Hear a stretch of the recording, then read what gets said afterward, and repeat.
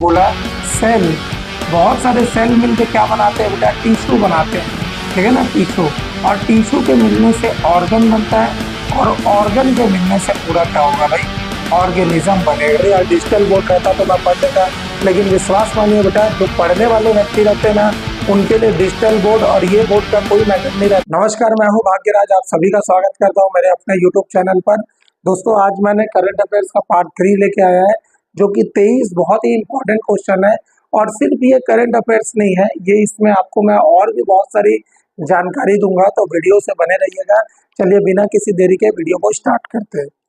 देखिए, लिखा है एशिया के सबसे बड़े सीवेज ट्रीटमेंट प्लांट कहाँ प्रारंभ किया गया। तो एशिया का सबसे बड़ा जो सीवेज ट्रीटमेंट प्लांट है ना, वो न्यू दिल्ली में प्रारंभ किया गया। आपको मालूम है, यमुना नदी साफ करने के लिए ये सबसे बड़ा पावर चालू किया है प्लांट। इसको कौन इनॉग्रेट किया भाई, तो अमित शाह जी इसको क्या किए थे, इनॉग्रेट किए थे, जो कि हमारे देश के गृह मंत्री है। वर्तमान में कृषि का भारतीय अर्थव्यवस्था में कितने प्रतिशत योगदान है। तो कृषि का भारतीय अर्थव्यवस्था में 5.2% का योगदान है। बहुत इंपॉर्टेंट है ये, 5.2%। वर्ल्ड पैरा एथलेटिक्स चैंपियनशिप 2025 में पहला गोल्ड मेडल कौन जीता। तो आपको मालूम है भाई, वर्ल्ड पैरा एथलेटिक्स चैंपियनशिप पहली बार न्यू दिल्ली में हो रहा है, और इसमें जीतने वाले पहले व्यक्ति हैं शैलेश कुमार। आप चित्र में देख सकते हैं इनको, शैलेश कुमार, ये पहला गोल्ड मेडल लेके आए। ठीक है ना। वर्तमान में भारत के वस्त्र एवं विदेशी राज्य मंत्री कौन है। तो ये भी बहुत इंपॉर्टेंट है भाई, कि वस्त्र एवं विदेशी राज्य मंत्री, इनका नाम है पवित्र। ये अभी न्यूज में इसलिए है ना, क्योंकि ये अभी रशिया के 3 दिन के आधिकारिक दौरे में गए थे, और ये बहुत इंपॉर्टेंट है। असम के आरएसएस का शताब्दी का मतलब 100 वर्ष कहाँ संपन्न हुआ। तो ये भी न्यू दिल्ली में हुआ है। पीएम मोदी कल गए थे, आप देखे भी होंगे न्यूज में। तो पीएम मोदी बहुत सारे भाषण में दिए हैं, तो ये इंपॉर्टेंट हो जाता है। छठवां नंबर मोस्ट इंपॉर्टेंट है भाई, वर्तमान में भारत के महान्यायवादी कौन है। तो भारत के महान्यायवादी जो 2023 में बने थे, आर वेंकटमणि, उनका कार्यकाल 2 साल और बढ़ा दिया गया है। तो ये ध्यान में रखिएगा कौन है, तो आर वेंकटमणि नाम है इनका। और ये आर्टिकल 76 में ये हमको बताया गया है कॉन्स्टिट्यूशन ऑफ इंडिया में, कि भारत का एक महान्यायवादी होगा, भारत का एक अटॉर्नी जनरल होगा। ठीक है, तो आर्टिकल 76 भी याद रखिएगा। देश का पहला केंद्रीय ऊतक बैंक कहाँ खोला गया है। तो केंद्रीय ऊतक बैंक न्यू दिल्ली में खोला गया है, ध्यान रखिएगा इसको। और ये केंद्रीय ऊतक बैंक क्या है, तो केंद्रीय ऊतक बैंक वह बैंक है ना, जहाँ पर हम क्या कर सकते हैं, जितने भी टाइप के, जैसे ऊतक में क्या क्या शामिल होते हैं, जैसे आंख हो सकता है, आंख के अंदर का कॉर्निया हो सकता है, कुछ टिश्यूज वगैरह जो रहते हैं ये हो सकते हैं, जिसको मैं डोनेट कर सकूं, उसको एक हाई फ्रीज में क्या कर सकते हैं, कंजर्व करके रखे थे। ठीक है ना। और ये ना मेन ट्रीटमेंट को करीब 20 से 25% क्या कर देता है, कम कर देता है। ठीक है, आपको ये मालूम होना चाहिए भाई, कि जैसे मैं ये उसी प्रकार है, जैसे मैं बोला कि ये क्या है भाई, ईंट है। ये ईंट, अगर सेल को मैं ईंट बोलूं, तो ईंट के मिलने से क्या हुआ भाई, दीवार बना। और दीवार के मिलने से क्या बनता है, एक कमरा बनता है। और कमरे के मिलने से क्या बना, पूरा घर बना। तो आपको ध्यान में रखना है, ईंट, दीवार, कमरा, घर, सेल, टिश्यू, ऑर्गन, ऑर्गेनिज्म, ये आपको एकदम दिमाग में रखना है। ठीक है ना। ये जो बायो पढ़ते हैं वो मेरी बात समझ सकते हैं मैं क्या बोलना चाह। ये उसी प्रकार है, जैसे मैं बोला कि ये क्या है भाई, ईंट है। ये ईंट, अगर सेल को मैं ईंट बोलूं, तो ईंट के मिलने से क्या हुआ भाई, दीवार बना। और दीवार के मिलने से क्या बनता है, एक कमरा बनता है। और कमरे के मिलने से क्या बना, पूरा घर बना। तो आपको ध्यान में रखना है, ईंट, दीवार, कमरा, घर, सेल, टिश्यू, ऑर्गन, ऑर्गेनिज्म, ये आपको एकदम दिमाग में रखना है। ठीक है ना। ये जो बायो पढ़ते हैं वो मेरी बात समझ सकते हैं मैं क्या बोलना चाहता हूं। IUCN बहुत इंपॉर्टेंट है, international union for conservation of nature ने किस राज्य में डुडोंग संरक्षण रिजर्व, बहुत इंपॉर्टेंट है, डुडोंग संरक्षण रिजर्व को मान्यता दी। तो ये तमिलनाडु राज्य में क्या किया है अभी, डुडोंग संरक्षण को क्या कर दिया, मान्यता दे दी है। ये बहुत, ये IUCN क्या रहता है, जितने भी प्राकृतिक रूप से जो लोग रहते हैं, जो जीव जंतु रहते हैं, वो क्या है, विलुप्त कैटेगरी में आ जाते हैं, जो अब संकटग्रस्त हो गए या बहुत ही ज्यादा लुप्त स्थिति में है, उनको क्या करता है, ये संरक्षण प्रदान करता है। तो ये तमिलनाडु में कहाँ मिलता है, तो तमिलनाडु और श्रीलंका के बीच पाक जल संधि है ना, वहीं पर ये मिलता है, ठीक है ना। ये जीव आप इसको चित्र में देख सकते हैं, ये वो जीव है डोडो। 2025 में भारत में कुल कितने बायोस्फीयर रिजर्व यूनेस्को में सूचीबद्ध हुए हैं? तो भारत में कुल कितने बायोस्फीयर रिजर्व है? तो याद रखिएगा, भारत में टोटल 18 बायोस्फीयर रिजर्व है, जिसमें कुल 12 बायोस्फीयर रिजर्व ना यूनेस्को वर्ल्ड हेरिटेज साइट में क्या है, सूचीबद्ध है, ठीक है ना, ध्यान रखिएगा ये। अभी बायोस्फीयर रिजर्व में कोल्ड डेजर्ट, जो हिमाचल प्रदेश का कोल्ड डेजर्ट है, आप चित्र में देख सकते हैं, सबसे ऊपर हिमाचल प्रदेश आपको दिख रहा होगा, वहीं पे है कोल्ड डेजर्ट, ये इस जगह पर क्या है, आया हुआ है, ठीक है ना, तो ध्यान रखिएगा। इसरो का एआई संचालित अर्धमानव रोबोट व्योममित्र कब लॉन्च होगा? तो ये बहुत इंपॉर्टेंट, आपको मालूम है भाई, ये इसरो का जो भी चलता है, इसरो का फुल फॉर्म क्या है? तो इसरो का फुल फॉर्म है Indian space research organisation. ISRO का हेडक्वार्टर क्या है? तो बेंगलुरु, और बेंगलुरु को इसीलिए हम लोग स्पेस सिटी के नाम से जानते हैं। तो ये जो व्योममित्र है, ये कब लॉन्च होगा? तो दिसंबर 2025 में ये व्योममित्र लॉन्च होगा। आप देखिएगा, रेलवे में पूछा गया क्वेश्चन है ये कि व्योम किस शब्द से लिया गया है? तो व्योम संस्कृत शब्द से लिया गया है, ठीक है ना। व्योम, व्योम का मतलब होता है आकाश, और आकाश और मित्र, आकाश का दोस्त, उसी के नाम पर ये क्या किया गया है, व्योममित्र लॉन्च हुआ है। ये एक ना अर्धमानव एआई रोबोट है, जिसके पैर नहीं है भाई, जो क्या है, जिसके मुंह हाथ सब है, जो गगनयान मिशन के लिए इसको तैयार किया गया है। और गगनयान मिशन इसी दिन लॉन्च होगा, दिसंबर 2025 में। आप देखिएगा, बहुत न्यूज में रहेगा, उसके लिए मैं अलग से शॉट आपके लिए जरूर लेके आऊंगा, ठीक है ना। चलिए, भारत में कुल कितने रामसर स्थल है? तो रामसर स्थल का मतलब है, ये रामसर स्थल ना पूरी दुनिया के जितने भी आर्द्र भूमि वेटलैंड वाले जगह है ना, दलदली वेटलैंड जगह, उसको संरक्षण प्रोवाइड करने के लिए ये रामसर स्थल बनाए गए हैं। और ऐसे पूरे रामसर स्थल अगर मैं भारत में देखूं, तो टोटल 93 रामसर स्थल है।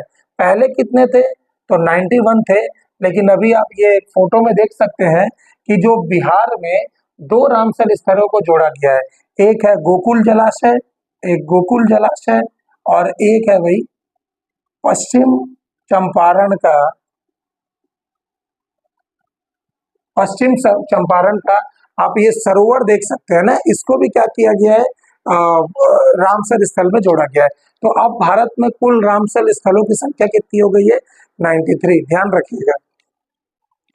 पीएम मोदी ने महिला रोजगार योजना के तहत कितने लाख महिलाओं के बैंक में 10-10 हजार रुपए की पहली किस्त ट्रांसफर की है?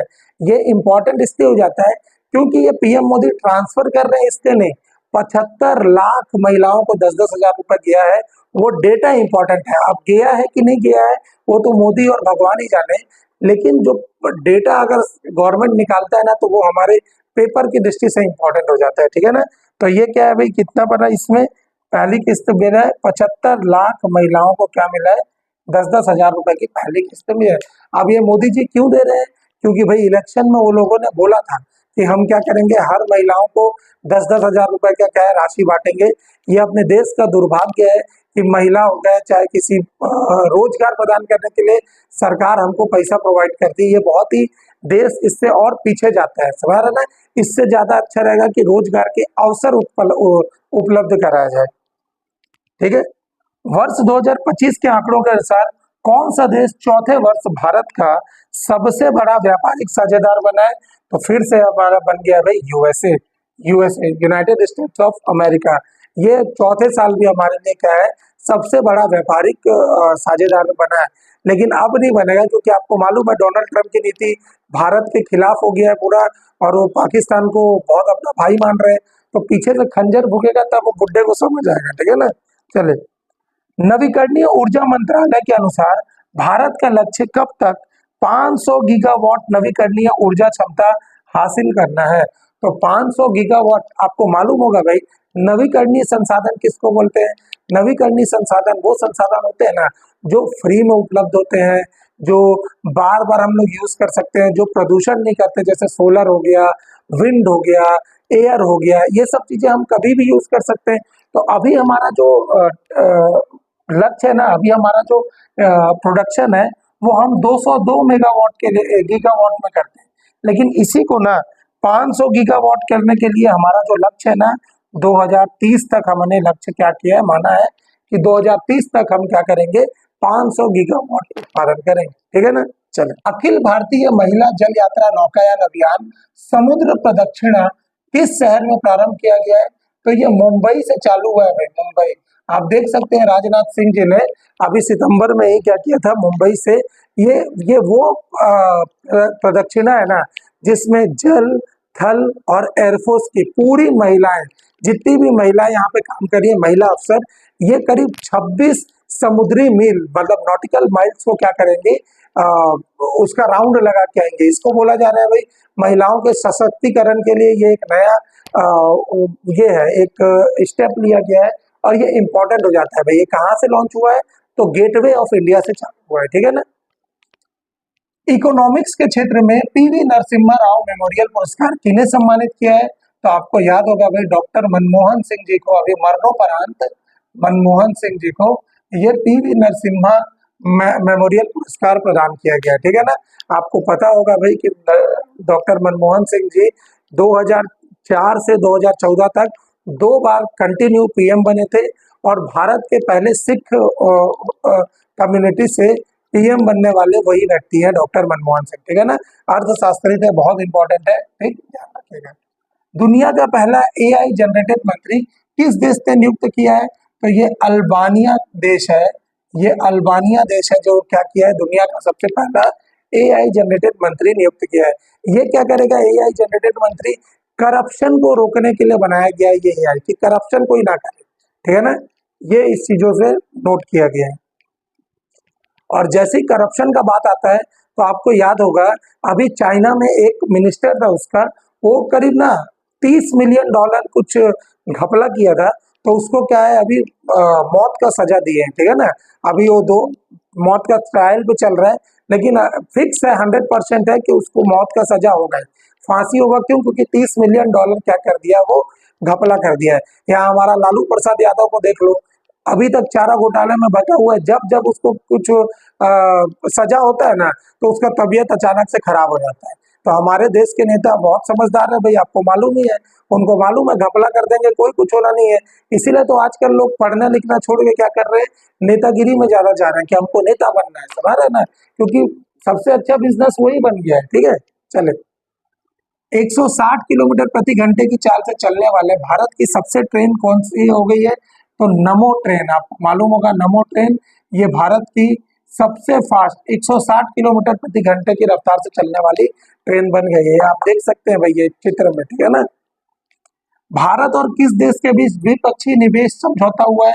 तो द्विपक्षीय बायलैटरल इन्वेस्टिंग एग्रीमेंट हुआ है। ये किसके बीच हुआ है? तो इजराइल, ये भारत और इजराइल के बीच हुआ है। ठीक है ना। भारत की साक्षरता दर 2011 में 74% से बढ़कर 2023-24 में कितने परसेंट हो गई है? तो 2011 में 74% था, अब लगभग 2023-24 में ना 80% के आसपास हो गए। 80.1% है, लेकिन 80% के आसपास हो गई है। ठीक है ना। बहुत बड़ा जंप है, 10 साल में 6% बढ़ गया, मतलब ये काफी बड़ा जंप है सरकार के हिसाब से। ठीक है। प्रधानमंत्री आवास योजना शहरी 2.0 के अंतर्गत किस जगह अंगीकार 2025 अभियान शुरू किया गया है? तो ये शुरू किया गया है आवास एवं शहरी मामलों के मंत्री जो हैं हमारे, बहुत इंपॉर्टेंट है, जो पहले हरियाणा के मुख्यमंत्री भी थे, मनोहर लाल खट्टर। मनोहर लाल खट्टर, इन्हीं के द्वारा चालू किया गया है। ठीक है ना। ध्यान रखिएगा, ये है शहरों में जितने जिनके पास आवास नहीं है ना, उनकी कमी को दूर करने के लिए ये योजना चालू किया गया है। ठीक है। तो इसको लॉन्च कौन किया है? मनोहर लाल खट्टर, ध्यान रखिएगा। प्रहलाद जोशी ने कहा अत्याधुनिक रासायनिक प्रयोगशाला का उद्घाटन किया है? तो सबसे पहले तो आपको मालूम होना चाहिए कि प्रहलाद जोशी कौन है। तो प्रहलाद जोशी हमारे नवीकरणीय ऊर्जा के क्या है, मंत्री है। ठीक है। ये आप देख सकते हैं नवीकरणीय ऊर्जा मंत्रालय, तो उसी के मंत्री है ना। इन्होंने अभी आधुनिक रासायनिक प्रयोगशाला का उद्घाटन किया है, कहाँ पर? न्यू दिल्ली में।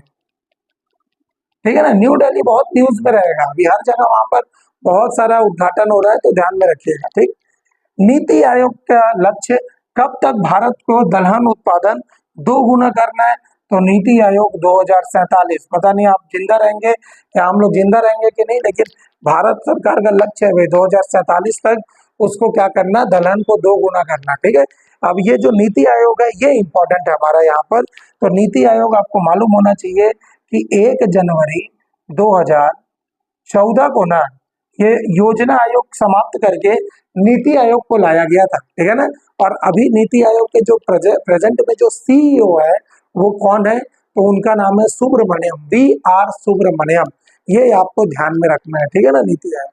ठीक, तो ये सारे चीजें ना हमारे करंट अफेयर्स है और इसको एकदम अच्छे से आप याद रखिएगा बेटा, क्योंकि ये सब चीजें ना जब आप पढ़ेंगे ना तो आप साथ में जीके जीएस को भी पढ़ लेते हैं, साथ में अभी जो प्रेजेंट चल रहा है उसको भी पढ़ लेंगे, क्योंकि आप याद रखिएगा जी जनरल अवेयरनेस के जो क्वेश्चन होंगे वो कहीं से भी कुछ भी देता है बेटा। आपको बस ये क्या करना है, इस लेक्चर को बस सुन लीजिए, याद रहेगा बहुत सारा चीजें। ठीक है ना, मैं बोल सकता हूँ बेटा कि ये ना चीजें आपका आदत नहीं है अभी ये व्हाइट बोर्ड में पढ़ने का, आपके दिमाग में चलता होगा अरे यार डिजिटल बोर्ड रहता तो मैं पढ़ लेता, लेकिन विश्वास मानिए बेटा जो पढ़ने वाले व्यक्ति रहते हैं ना उनके लिए डिजिटल बोर्ड और ये बोर्ड का कोई मैटर नहीं रहता। उनको पढ़ने के लिए सिर्फ और सिर्फ क्या है, जिज्ञासा होनी चाहिए। आप पढ़िए बेटा, हम लोग आपके लिए लेके आ रहे हैं, इसको पढ़िए अच्छे से और जो भी डाउट रहता है मुझसे पूछिए। बहुत जल्दी हम भी आपसे डिजिटल बोर्ड के माध्यम से मिलेंगे, बट फिलहाल अभी जब तक नहीं है तब तक तो हमको ये सब चीज़ों से पढ़ना पड़ेगा। ठीक है, बाकी मिलते हैं। आपको अगर कुछ चेंजेस करना है तो मुझे ज़रूर बताइए, मैं उस चीज़ों को फॉलो करूँगा। ठीक है, चलिए मिलते हैं अगले वीडियो में। Thank you so much.